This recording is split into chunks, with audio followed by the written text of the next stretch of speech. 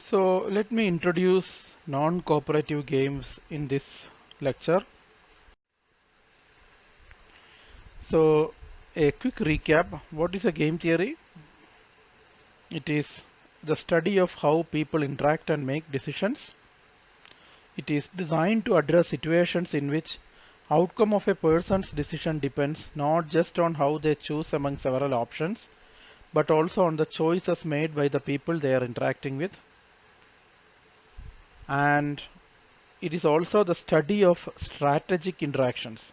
When I interact with someone, how do I apply strategy among rational agents, and the outcome depends on how different agents interacted or applied their strategy, which is measured through utilities or preferences. And what constitutes a game? Do you remember? Recollect for a minute. So players, actions, what players can do. Strategy, among what I can do, what did I choose? So which action did I choose? Why did I choose that? What motivated me? Payoffs. And what did I actually get out of the game? Outcome. If I take non-cooperative games, I can further classify that into two types, static games and dynamic games. Static games are also called as simultaneous games. Dynamic games are also called as sequential games. So the way we represent a static game is through something called as normal form, which is also known as matrix form or strategic form, where we simply list what payoffs the players will get as a function of their actions. Extensive form include timing of the moves because they are used to represent sequential games. Players move sequentially, represented as a tree. For example, a chess game. Here we can keep track of what each player knows when he or she makes each decision. Now, how do we represent an n-person normal game? It is represented using this set n, a and u, where n is number of players, a finite set of players. Remember we said n has to be greater than 1 and it has to be finite. Then action set for player ai. For each player, what is the action? What are the possible actions I have? Utility function for player I is a mapping from action to real number. Let's take a two-player game and try to represent it in normal form. Typically, we said normal form representation is also known as matrix form. So a two-player game can also be represented as a matrix, where row player is player 1, column player is player 2. Rows correspond to actions AI, columns correspond to actions A2 of action set player 2. Then the cells will have payoffs, row player payoff, comma, column player payoff. Let's play a game. I suggest you to take a piece of paper, write either the letter alpha or the letter beta. Think of this as a grade bid. I will randomly pair you. So this is best played when a lot of people are there. May not be ideal when you if you watch this video alone and then try to play. One suggestion is you can still write and imagine the outcome of randomly paired person's outcome is one of the grades, and then see what will you actually get. So you can still play. So neither you or your pair will ever know with whom you were paired. Here is how the grades may be assigned in the class. If you put alpha and your pair puts beta, then you will get grade A and your pair gets grade C. Both of you put alpha means both of you will get B minus grade. If you put beta and your pair put alpha, you will get C and your pair will get A. If both of you put beta, then you both will get B plus. So I request you to take a moment, pause, write one of the two based on these four strategies given, and your aim should be to maximize the chances of a higher grade for you given uncertainty.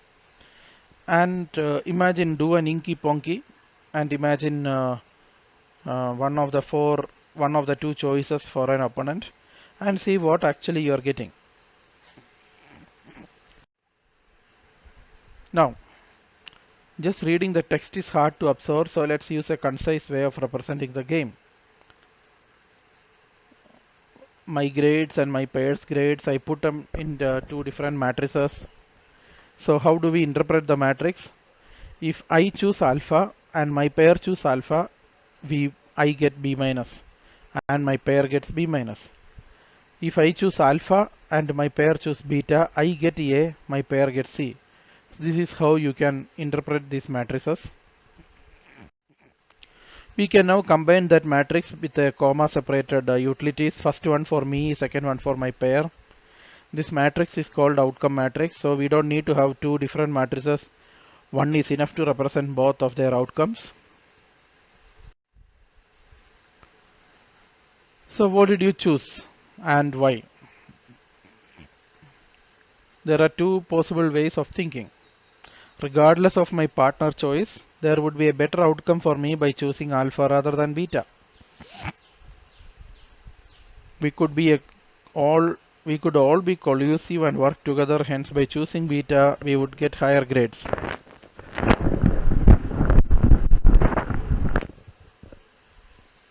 So I told you already that the objective is to maximize the chances of a grade. So that is my objective. I want the highest grade as I can. Okay, so I believe you played this, you understand essentially the basic principles of you chose something, but did you get what you anticipated? It also depended on your neighbor, your pair. So this is how game theory works. You think of certain outcome, but the outcome also depends on what your opponent has chosen. Take another example.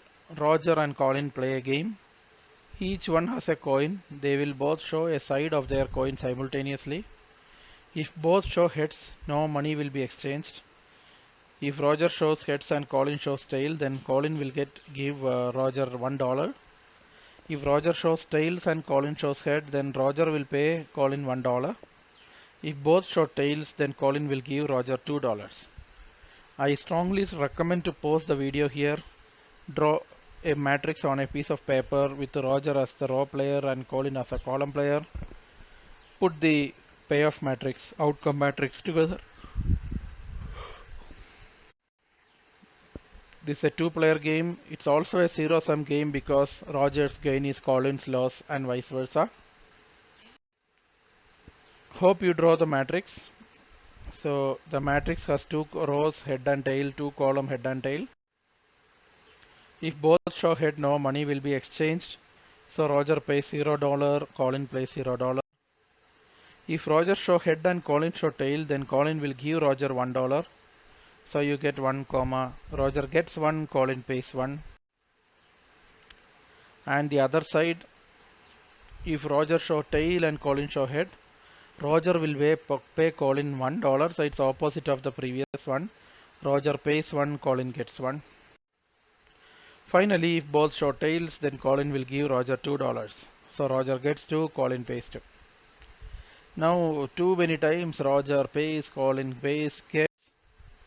So we can actually make the matrix to much more compact. Just represent the numbers.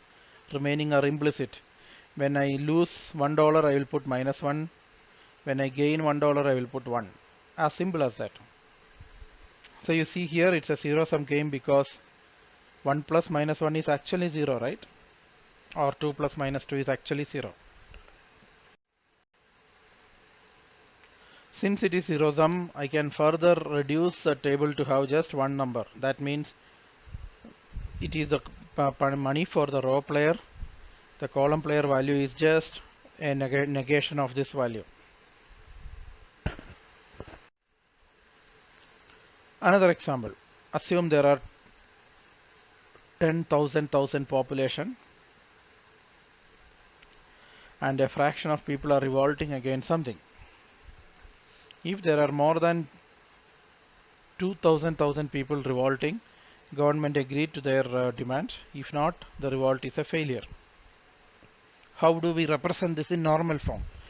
For a two-player game, we used a 2 by 2 matrix, or a row and column matrix.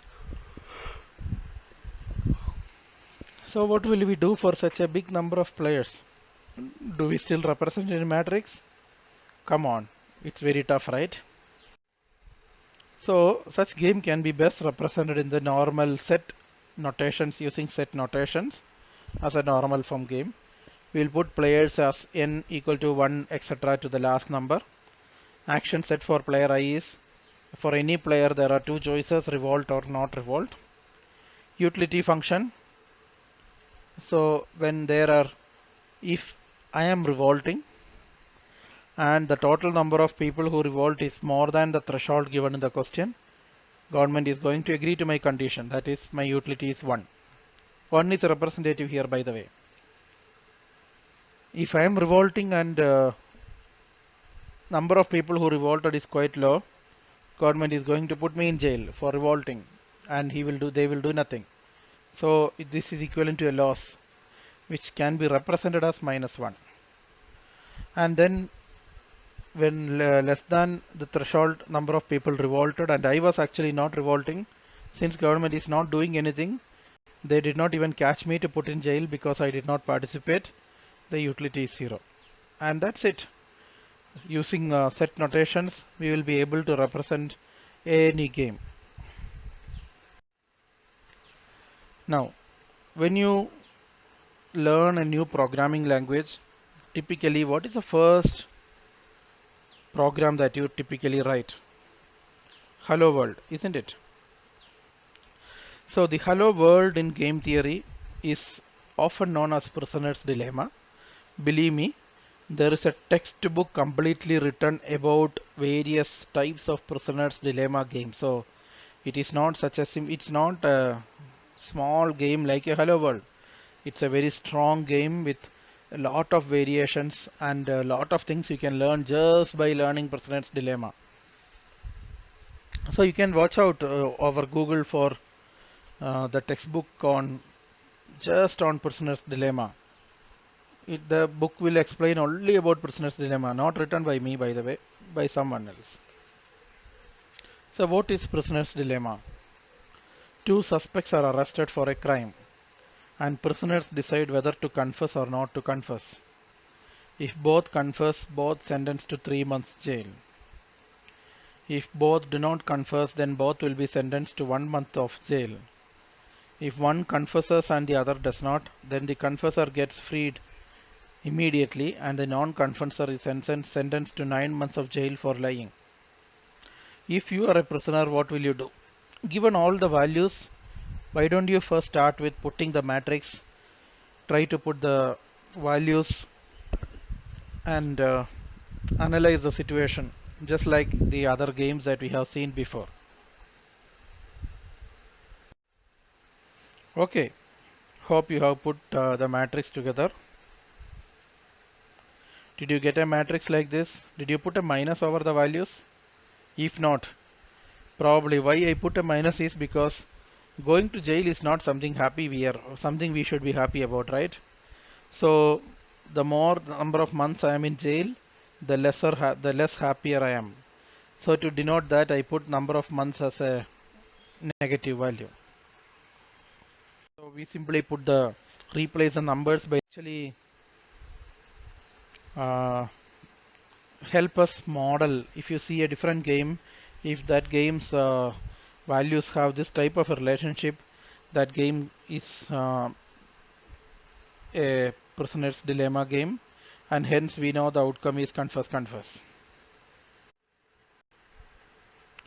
In game of pure competition, players have exactly opposite interest.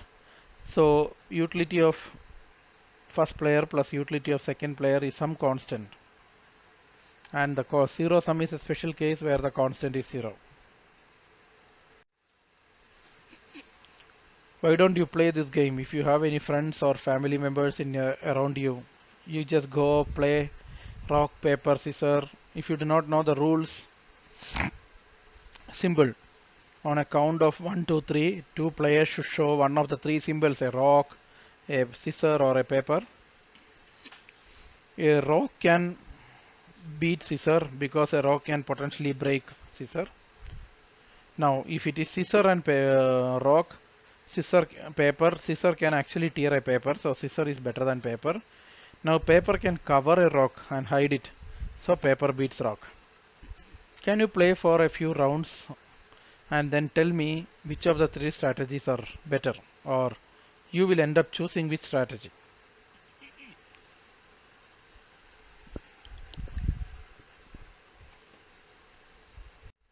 So, did you play? What strategy are you going to choose? Come on. I'm sure you couldn't find a particular strategy which is better than the other two, right? This is exactly an example of a game which does not have a pure strategy Nash equilibrium. Each player plays rock, paper and scissor, each with 1/3 probability. So we can potentially represent this in the matrix form this way. If it is rock and rock, draw, so 0, 0. Rock and paper, rock loses and paper wins, -1, 1. Rock and scissor, rock wins and scissor loses, so 1, -1. You can analyze the matrix by pausing this video for a minute. So what is the definition of a normal form? A recap.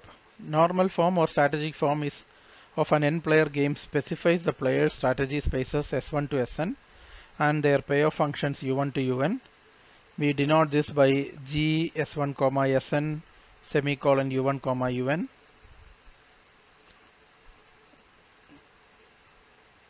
So can you try and represent normal form of prisoner's dilemma game? So you have this matrix.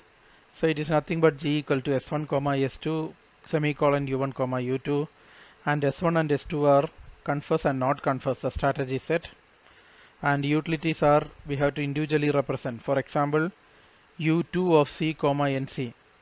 C, NC is 0, -9. U2 means player 2, so -9.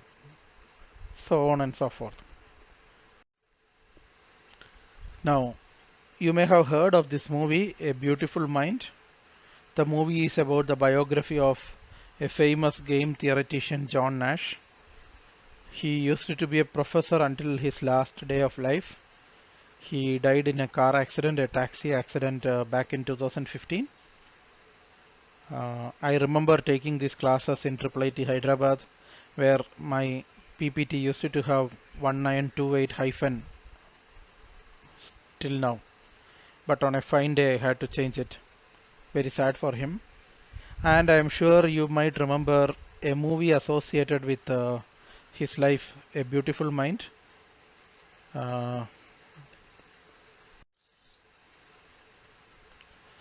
And John Nash is behind a lot of important concepts in game theory. He is also a Nobel Prize winning economist. I suggest you to go and watch A Beautiful Mind movie if you haven't so. We have already found it, isn't it?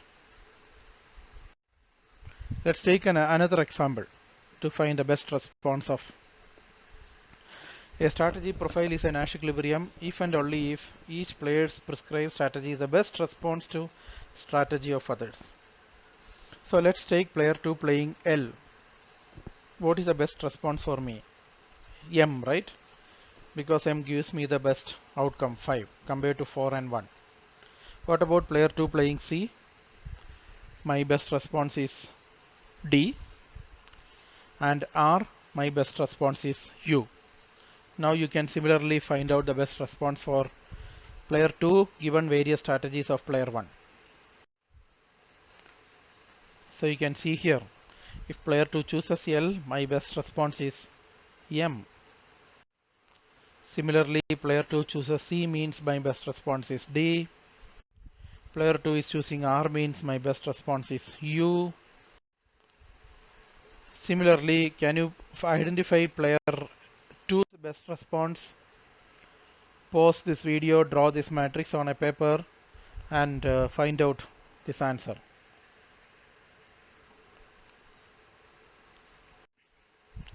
Did you get something like this?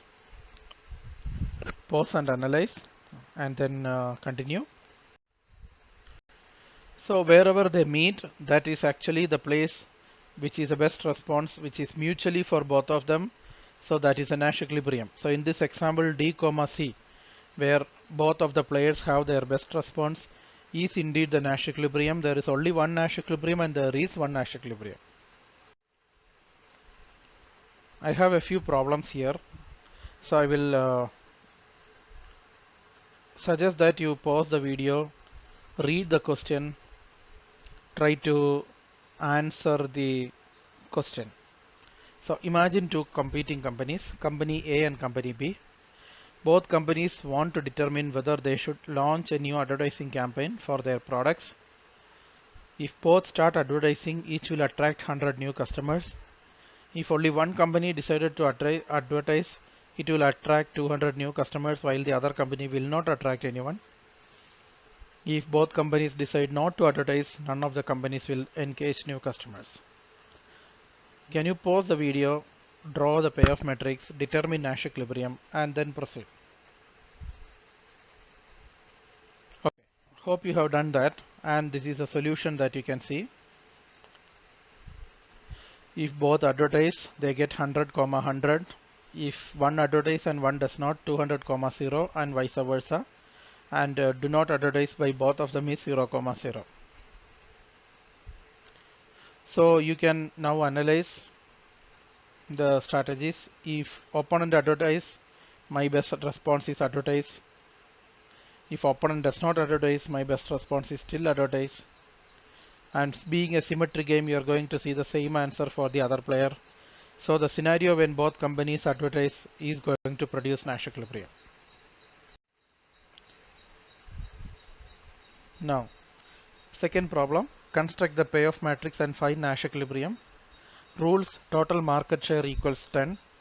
Cost of advertising is 4 for high, 2 for low.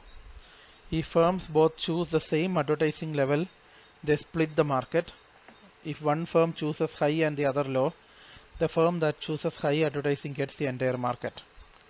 Can you pause the video, find the answer?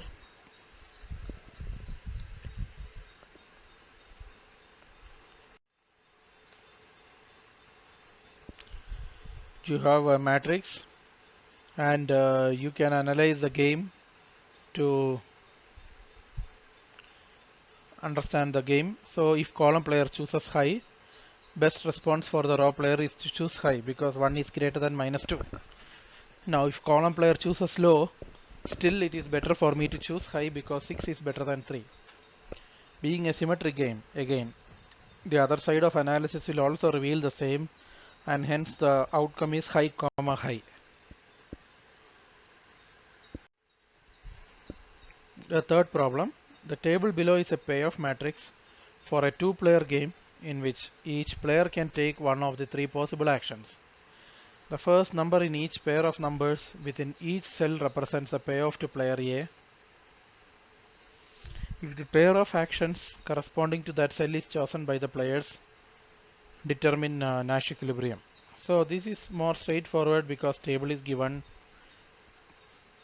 You pause the video and find the answer. You will essentially see that there are multiple Nash equilibriums.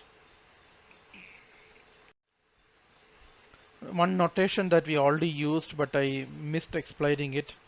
S minus I is nothing but S1, S2, etc. S I minus 1, comma Si plus 1 up to Sn. So essentially all S except Si is Si minus 1. Now there is also a concept of dominated strategies. So there is something called as strictly dominated strategies. Let's take our first game, which is a great game from our earlier discussion. If you do not remember, go back to the beginning of this presentation and do that exercise. So play alpha. Indeed, no matter what the pair does, by playing alpha, you would remain a higher payoff. So better to play alpha, isn't it? So you see here, if I play alpha, I get 0 or minus 1 based on the other player's choice. If I play beta, I will either get 3 or 1. So 3 is better than 1. So irrespective of the other player's strategy, my decision should be choose alpha because alpha is better than beta, isn't it? 0 is better than minus 1, 3 is better than 1. So we say that a strategy alpha strictly dominates my strategy beta if my payoff from alpha is strictly greater than from beta regardless of what others do. Remember, regardless of what others do. So that means I can remove strictly dominated strategies from the potential set of strategies to find the equilibrium. I need to analyze only the remaining strategies. So do never play a strictly dominated strategy. That means never play beta. Here the strictly dominated strategy is beta. Beta is dominated by alpha. So alpha is a dominant strategy, beta is a dominated strategy.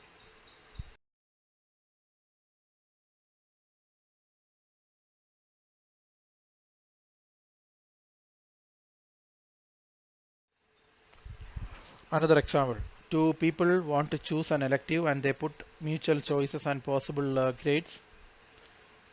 Did you see any strictly dominated strategies here?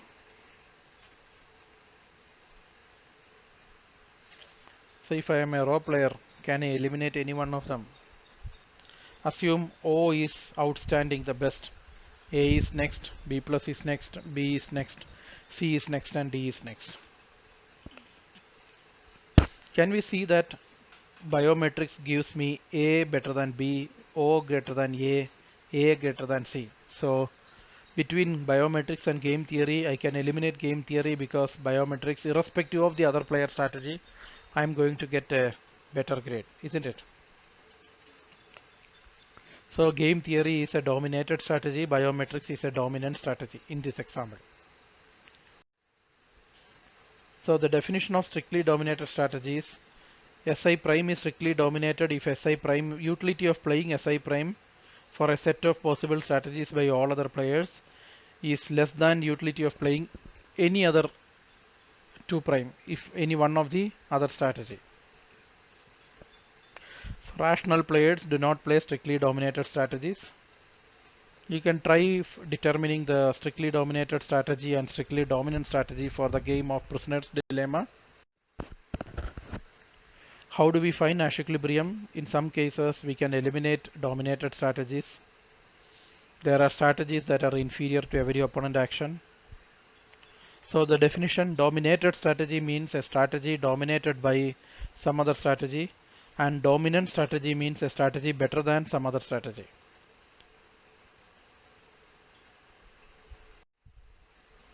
Examples of dominance. So for player 1, U strictly dominates D. 2 better than 1, 5 better than 4. Can you determine the strictly dominated strategy and avoid in decision making in this particular 2 by 3 matrix? Let's take row. 1 greater than 0, good. 1.5 greater than 0, great. 0 greater than 2, no. So either up or down are not dominated. There is a place where one or the other gives a different, better payoff. Now let's check left and middle. 0 greater than 2, no. 3 greater than 1, yes. So that also is not possible. Left and right, 0, 1. 1 is greater than 0. 3 is not greater than 1, so cannot take. 2 greater than 1, yes. 1 greater than 0, yes. So middle is dominant and right is dominated. So I can avoid right. In the remaining, I will reanalyze. So let me take up and down again. 1 greater than 0, 1.5 greater than 0. So up is dominant and down is dominated. Now among these two, what will column choose? If column choose left, it will get 0. If column choose middle, it will get 2. So it will avoid left. So now the Nash equilibrium is 1.5, 2. Isn't it easier? So there are games where I will be able to find equilibrium by eliminating strictly dominated strategies. So the solution Nash equilibrium is up, middle, and the payoff for the solution is 1.5, 2. Another example, I would suggest you draw this table on a matrix on a paper, do the analysis, and then find the answer. So I am just going through the solutions. So the answer here will be 63, 31 as a payoff, and the Nash equilibrium is C, B. Pause a moment, understand, and then proceed.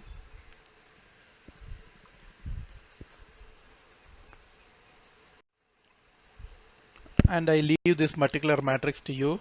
Pause the video, draw, find the answer.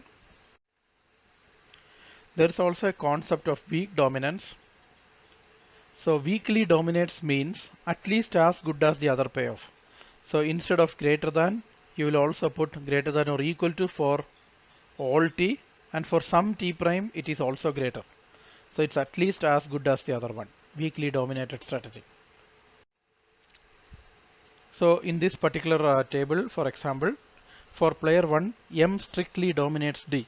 That means 4 is better than 3, 1 is greater than 0, 5 is better than 2. And U weakly dominates D. What does that mean? 8 is greater than 3, 0 is equal to 0, 4 is greater than 2. So everything is either greater or equal. Some are equal and many others are not equal. So C, U weakly dominates D. Player 2, C weakly dominates R. That means 4 is equal to 4, 5 is greater than 3, 1 is greater than 0. I hope you understood the difference between strict and weak dominance. So if every player has a dominant strategy, the game has a dominant strategy equilibrium. We can eliminate dominated strategies and find the equilibrium. Game equilibrium is a characterization of the outcome of individual rational behavior. Dominant strategy of in prisoner's dilemma is confess, confess. It may not be socially efficient as we discussed before. If they were both coordinated and well planned and trusted each other, not confess and not confess could have given them a better perspective.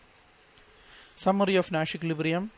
Each player's action maximizes his or her payoff given the action of the others. Nobody has an incentive to deviate from their action if equilibrium profile is played. Someone has an incentive to deviate from a profile of actions that do not form an equilibrium. Implications. In real life, for example, ignoring a young sibling who is irritating, accepting an invitation to go to a baseball game, proxy for a friend and take turns in the class. Very rarely we are on Nash equilibrium for any aspect in our lives. Self-study, there are some self-study topics. I recommend to read the textbook Game Theory and Mechanism designed by Professor Y. Narahari of IAC Bangalore, India, World Scientific Press. And here are some reference URLs which can give you some more understanding of dominance, strict dominance, weakly dominance, etc. And thank you. Hope you enjoyed the video. Feel free to leave a comment.